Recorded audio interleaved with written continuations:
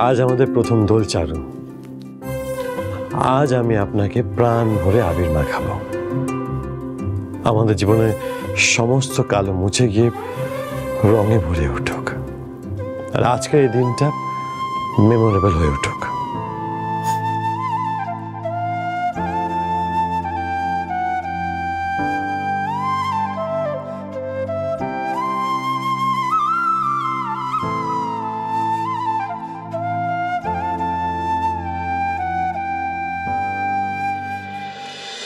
কি হবে এখন? কিছু বুঝতে পারছি না। মা, অংশ, অংশ ওকে পেলে অংশ? কোথাও খুঁজে পাই না। আমি বাস স্টপ, ট্যাক্সি সব জায়গায় খুঁজেছি, কোথাও পেলাম। কি বলছিস তুই? ও দিদিভাই, এবার কি হবে দিদিভাই? আমরা তো শেষ রক্ষাটাও এত চেষ্টা করে করতে পারলাম না। মাথায় কিচ্ছু ঢুকছে না বানি। আমি সত্যি হেরে গেলাম রে, সত্যি হেরে গেলাম। তুমি কোথায় একা হেরেছো বলো তো? ওই মেয়েটা বাড়ি শুদ্ধ সবাইকে হারিয়ে দিয়ে চলে গেল। সেটা বুঝলাম, কিন্তু আমি আর্যকে কি বলবো? ও তো এক্ষুনি এসে পড়বে, তারপরেই তো পাগলের মতো চারুকে খুঁজতে থাকবে, তখন আমি কি বলবো ওকে? পিসিমণি, পিসিমণি তুমি ফোনে পেলে? আরে না রে বাবা, ফোনটা অফ করে রেখে দিয়েছে।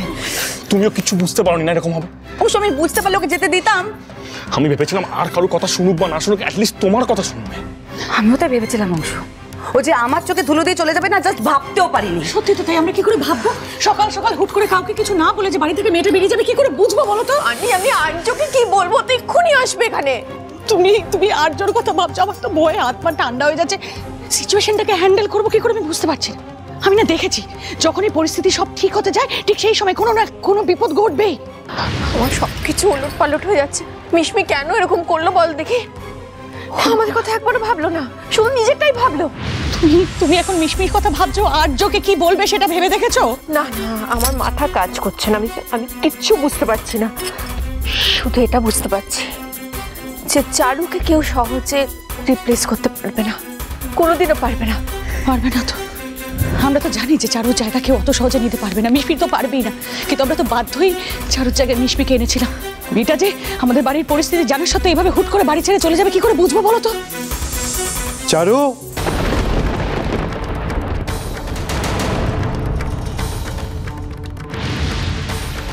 চারু,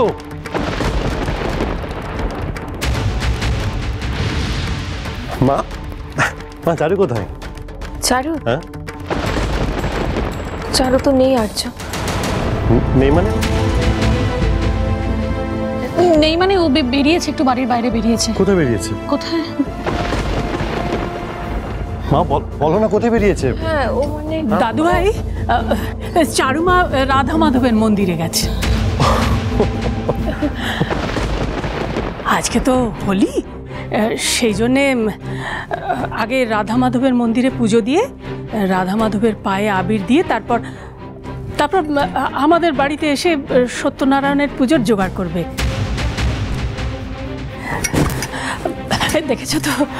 দেখেছো তো দাদু ভাই, চারুমা তোমার কথা, আমাদের এই পরিবারের কথা কত ভাবে। হ্যাঁ ঠাম্মি, এই জন্য তো বলি চারু সবার থেকে আলাদা। ও সব দিয়ে খেয়াল আছে।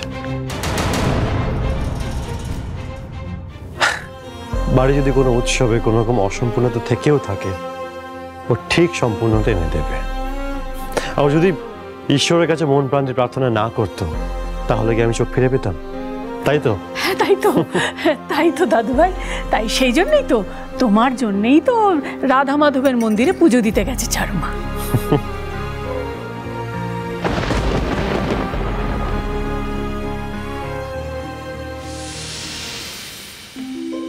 তা কাল তো দোল, আপনি কিছু ভেবেছেন?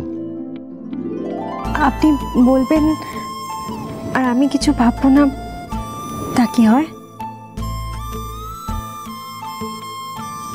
তা কি ভেবেছেন আপনি? সারপ্রাইজ। কাল আপনাকে সারপ্রাইজ দেব। সারপ্রাইজ? তাই নাকি? তা কি সারপ্রাইজ বলুন না।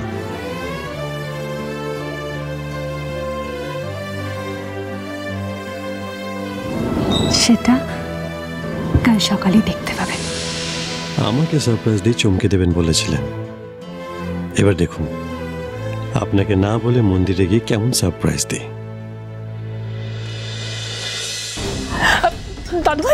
আর্য, কোথায় যাচ্ছ?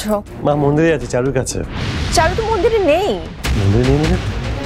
তো ঠামি বলে মন্দিরে গেছে চারু। না না, হ্যাঁ গেছে তো নিশ্চয়ই, তবে আমার মনে হয় এতক্ষণে ওর পুজো দেওয়া শেষ হয়ে গেছে, তাহলে তো বাড়ি মা থেকে। তুমি একদম চিন্তা করো না, আমি আমার চারুকে ঠিক খুঁজে নেব। আচ্ছা তার কি কোনো প্রয়োজন আছে আর্য বলতো? কাকিমণি তোমার যে কেন আটকাচ্ছে সেটা তো বুঝতে পারছি না। আমি তো চারুর কাছে যাচ্ছি। আটকাচ্ছি মানে?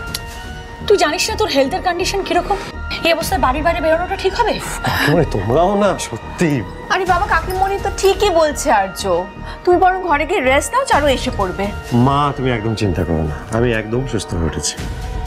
আর চারুর কাছে আমাকে যেতে হবে, একটা দরকার আছে। দরকার আছে মানে? কিসের দরকার আছে? সারপ্রাইজ। আমি না বলে মন্দিরে গিয়ে চারুকে চমকে দেব। আচ্ছা ঠাম্মি, চারু কোন রাধা মাধব মন্দিরে গেছে? এই রে, এবার আমি কি বলবো? আমি তো তখন ব্যাপারটা সামাল দিতে বলেছিলাম। কোথায় কোথায় যাবে? কোথায় যাবে? আশেপাশে তো কোনো মন্দির টন্দির কিছুই নেই। তাহলে ও হ্যাঁ, বড় রাস্তার ধারে একটা মন্দির আছে, সেইখানে গেছে নিশ্চয়ই। ঠিক আছে ঠাম্মি, আমি ওখানেই আছি। কিন্তু আমি আসছি চারু। আজ রাধা মাধবকে সাক্ষী রেখে আপনাকে রং মাখাবো।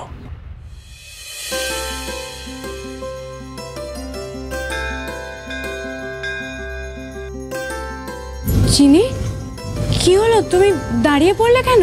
আমরা চলে এসেছি ফ্রেন্ড, চলো।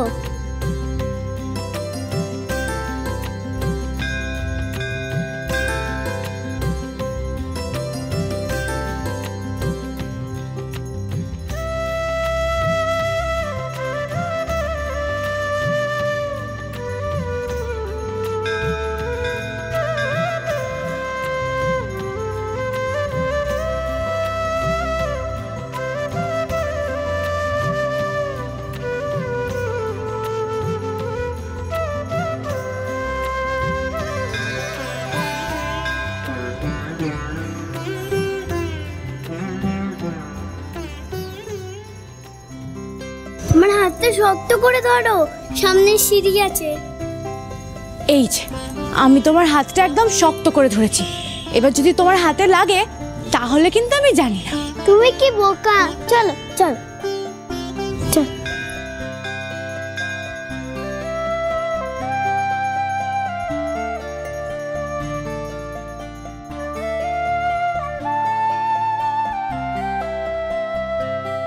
ফ্রেন্ড, এসে গেছি, প্রণাম করো।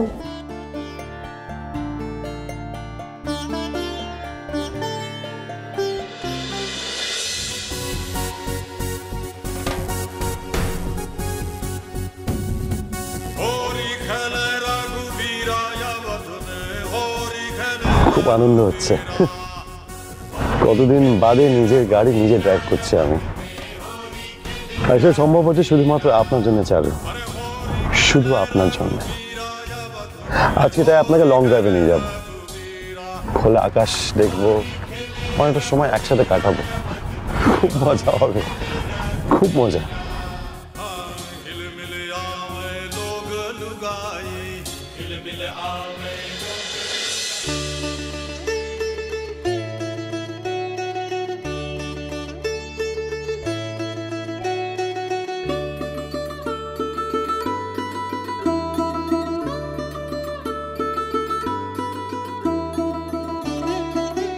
ফ্রেন্ড, ঠাকুরমশাই এসে গেছে। ঠাকুর মশাই, আমার পুজোটা একটু দিয়ে দেবেন? নিশ্চয়ই মা, তুমি এত কষ্ট করে রাধা মাধবের মন্দিরে পুজো দিতে এসেছো, না নিয়ে পারি? কই দাও, থালাটা দাও।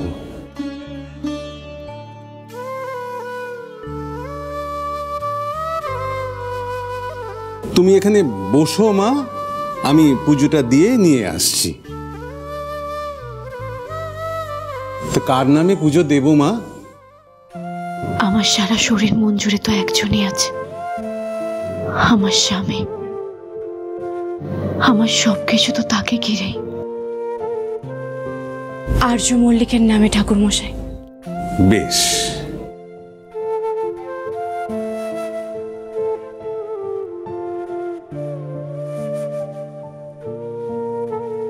ফ্রেন্ড, তুমি এবার ঠাকুরের সামনে বসো।